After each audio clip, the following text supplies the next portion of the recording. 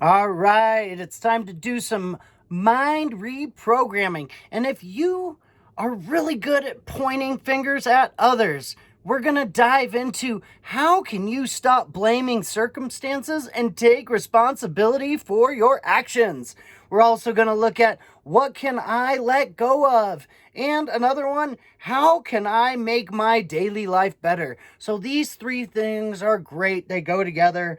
And blaming other people, man, it's so good, it's so healthy. And reprogramming the mind to not blame others and take responsibility. Yes, somebody else was there. Yes, they might have been bugging you, and that's okay, because it doesn't really matter who wins in a conversation and who had the right whatever, because if we continue to blame other people for whatever it was that they were doing, right? If we stop blaming, we're giving our power away when we blame and we point, and we're not taking responsibility. When we take responsibility and we own all of ourselves, guess what? We're empowered. When we blame and point the finger and project onto others, remember, we got three fingers pointed back at us, and it all comes back. Every piece of it comes back. And so it's really, really important to stop blaming the circumstance. There is a circumstance, and there are challenges that happen. So when we actually take a step back and we learn what is going on with the situation, we're learning. We're learning how to not get ourselves in that circumstance again. So if we continue to blame and point and say they, we're never ever going to learn what it is that the circumstance is here to teach us. Because anytime there's a challenge in a circumstance, guess what? Universe is wanting to teach us what is going on, and it gives us a chance to look at life a little bit closer. And the more that we are able to not point, they, them, and we own our 50%, we own, hey, I showed up here, I engaged in this, I chose to show up here in this interaction. Maybe you didn't choose to show up, however, the situation chose you, and things are happening for us, through us, not to us. So when we take this look at life and we really look closely at what we're here to learn, we can choose a different path next time. So this is a really big one, and it reminds me of this story when we're going down a street, and if we keep falling in a hole going down a street, if we keep going down that same street and keep falling in that hole, we didn't learn. That's the definition of insanity. Doing the same thing and expecting a different outcome.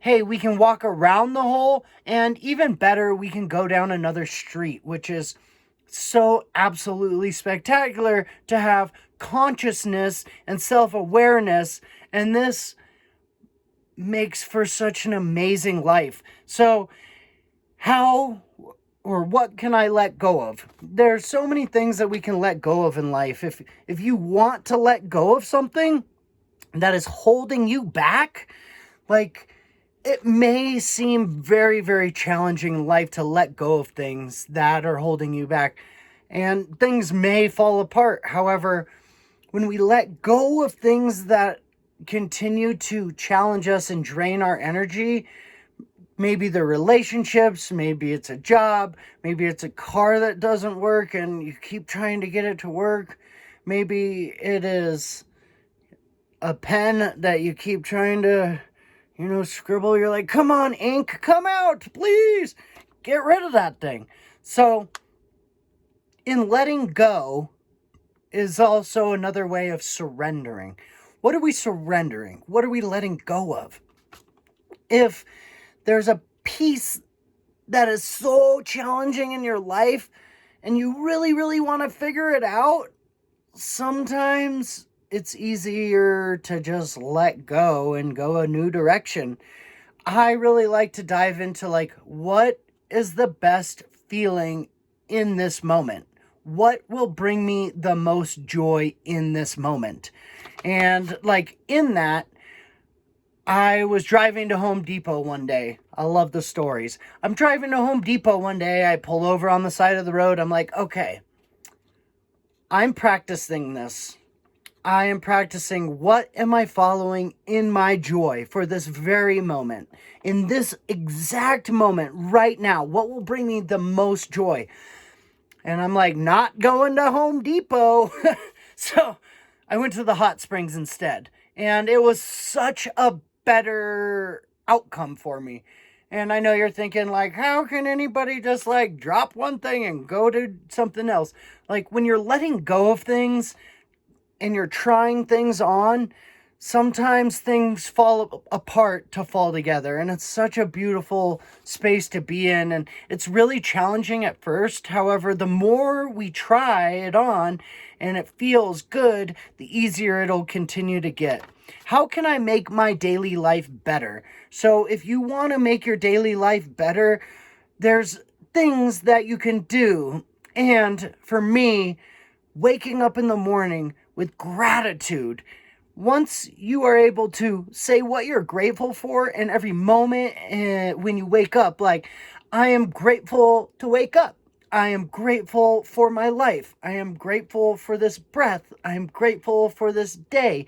And you just keep going and it builds. Like, what are you grateful for? What do you enjoy? So this is just a simple way in the morning to start enjoying and making your life better in every moment. And as you continue to have the gratitude, you have it in the morning, you can have it in the evening. What am I grateful for before I go to bed? And when you start this practice, it may be challenging and it might be a little challenging. Like, what am I grateful for? I mean, this guy pissed me off, that person pissed me off, this person and the brakes. And then you know you're not on the right path. If you're continuing to point and project out onto others, you're not looking at your life.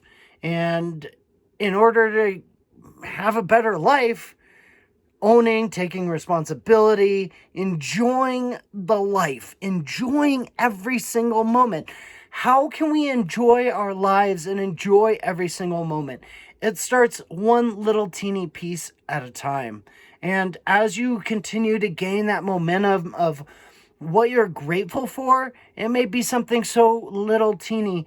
However, it'll continue to get better and better. And some other ways that you can really enjoy your life and make your life better is drinking a lot of water and eating healthy foods. I've been looking at the back of different labels, and there's just so much shit that they put in food these days. And the more that we can stay away from all the shit like natural flavors and sugar and, gluten and a couple other ones, we continue to eat healthier and nourish our bodies and nourish our brains and eat throughout the day and drink lots of water, our life will continue to get better because our bodies will feel better. If we want to have a better life, honoring our body, talking to our body, listening to our body has been told for so much of our life, hey, just get me to the next place. You don't matter. I mean, I'm projecting a little bit because this is how I talk to my body, is like, hey, get the fuck up. You gotta work. It doesn't matter if your body hurts. However, the more we listen to our body and say, hey, I hear you, body, that you're hurting, and we're gonna rest. We're gonna honor ourselves and we're gonna rest. The body will continue to talk to you a little bit more. It's like, hey, I feel a little pain in my elbow.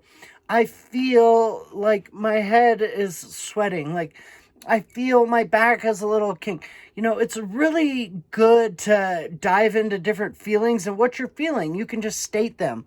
And then they might even just go away when you state them. However, these are a few ways that you can respect yourself, respect your body, and love your life more. So I hope this found you well. Leave a comment. anything that is alive for you right now. What is alive? Drop it down below and check out this next video.